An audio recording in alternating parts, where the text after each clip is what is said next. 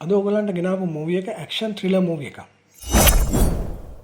මේ මූවි එක පටන් ගන්නකොට පෙන්නන්නේ පොඩි ළමෙක් බිත්ති දිගේ එල්ලි එල්ලි යනවා, ජනෙල් දිගේ නගිනවා සහ අම්මා සහ තාත්තා ගෙදර රණ්ඩු වෙනවා. මේ මූවි එකේ ප්‍රධාන චරිතය තමයි ජොයානා. ජොයානා සහ එයාගේ වැඩිමහල් සහෝදරයා හැදි වැඩුණේ ලන්ඩනයේ කලාකාරී පවුලක. එහිදී ජෝයි එහෙම නැත්නම් ජොයානා තමන්ගේ කරදරකාර තාත්තගෙන් බේරෙන්න බිත්ති දිගේ යනවා, ජනෙල් දිගේ නගින්න පුරුදු වෙනවා. ජොයානාගේ මේ සහෝදරයා ඔටිසම් රෝගයෙන් පෙළෙන කෙනෙක්. අවුරුදු 20කට පස්සේ වර්තමානයේ තමයි දැන් පෙන්වන්නේ. ඉතින් මේ සහෝදරයා මයිකල්ව බලාගන්නේ ජොයානා.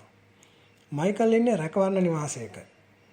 හදිසියෙම ජොයානාට කෝල් එකක් එනවා මේ රැකවරණ නිවාසයෙන්. එතනට ගිහිලා බලනකොට මයිකල්ව මේ නිවාසයෙන් ඉවත් කරලා.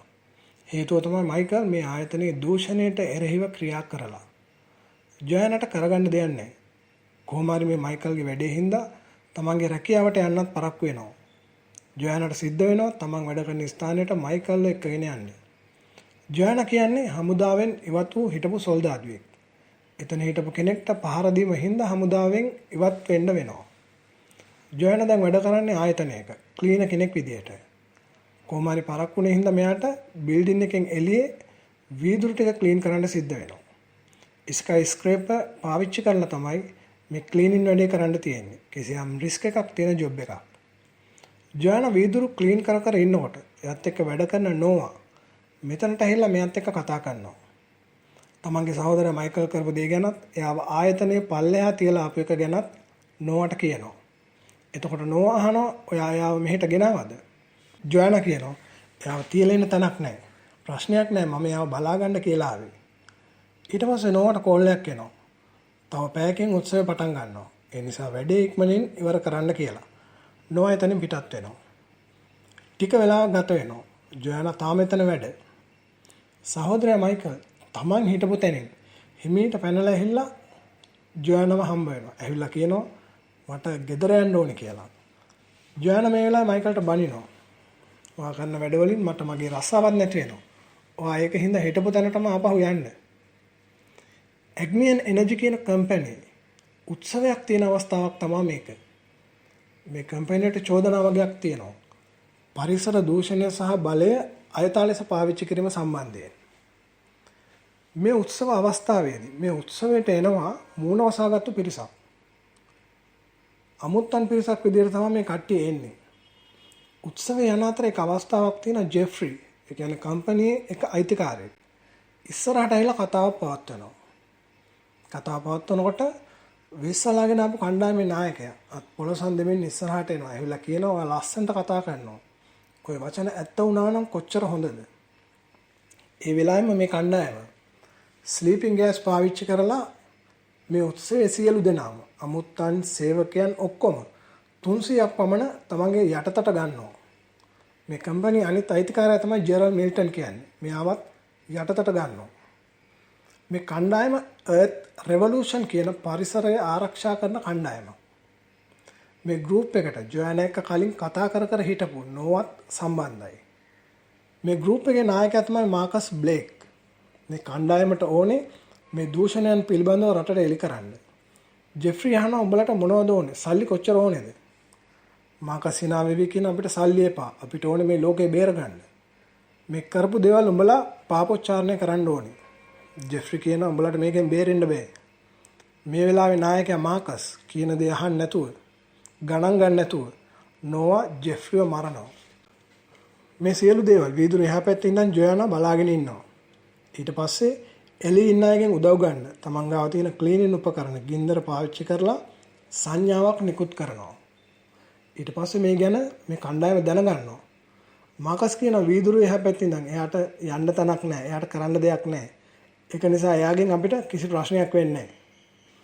නෝවා මාකස්ගේ මේ ක්‍රමයට වැඩ කරන්න කැමති වෙන්නේ නැහැ. නෝවා මාකස්ව වෙඩි තියලා මරනවා. මාකස්ට පක්ෂපාතී කට්ටියවත් මරලා කණ්ඩායමේ බලය අතට ගන්නවා. මේ විදිහ පොලිසිය බිල්ඩිම වට කරලා තියෙන්නේ. ඒත් කරන්න දෙයක් නැහැ. බිල්ඩිම ඇතුළේ ප්‍රාණාපකාරයෝ ඉන්නවා. පොලිස් විශේෂ කාර්ය බලකායේ නායකයා තමයි ක්ලෙයා. මෙයා තමයි මේ මිෂන් එක බාරව ඉන්නේ. මාකස්ව මරලා උඩින් දාපු වෙලාවේ ජොයානාගේ ස්කයි ස්ක්‍රේපරේ උඩට තමයි වැටෙන්නේ. මාකස්ගේ සාක්කුවේ තිබිලා ෆෝන් එකක් අරගෙන ජොයානා විශේෂ කාර්ය බලකායේ නායකයා ක්ලෙයාට කතා කරනවා. කතා කරලා මේ සිදුවීම ගැන කියනවා. මේ අතර ක්ලෙයා කතා කරන නෝවට මේ වෙලාවේ නෝවා කියනවා මම ඩෙඩ් මෑන් ස්විච් එකක් සම්බන්ධ කරගෙන ඉන්නේ. මේ සියලුම ප්‍රාණාපකරුවන්ට පුපුරන ද්‍රව්‍ය සම්බන්ධ කරලා තියෙන්නේ. මම මැරුණොත් මේ ස්විච් එක හරහා සම්පූර්ණ බිල්ඩින් එකම පුපුරලා යනවා. මේ වෙලාවේ නෝවා විසින් මේ බිල්ඩින් එකට ඇතුල් වෙන්න හදපු හමුදා කණ්ඩායමක් පිපිරීමකින් මරලා දානවා. ක්ලෙයාට කරගන්න දෙයක් නැහැ.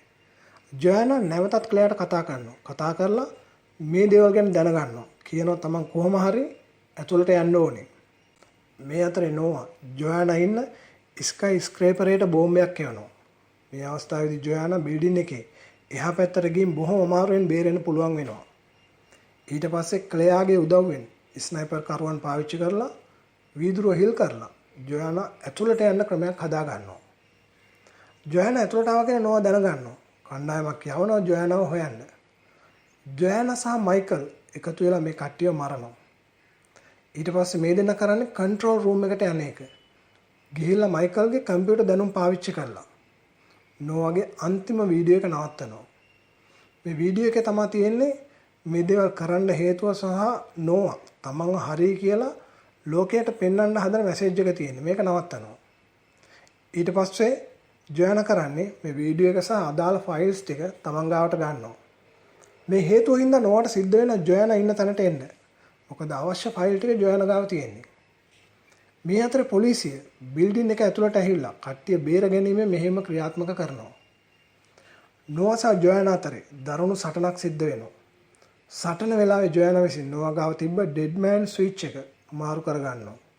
ඊට පස්සේ නෝවා බිල්ඩින් එකෙන් පහළට තල්ලු කරලා මරලා දානවා. කතාව අවසానයි. කතාව අවසානයේ ජොයානා පල්ලෙහාට එනවා. පොලිසිය විසින් කට්ටිය බේරගෙන. ක්ලෙයා එනවා ජොයානා ළඟට. ඇවිත් කියනවා ඔයාගේ සහෝදරයා ආරක්ෂිතව ඉන්නවා.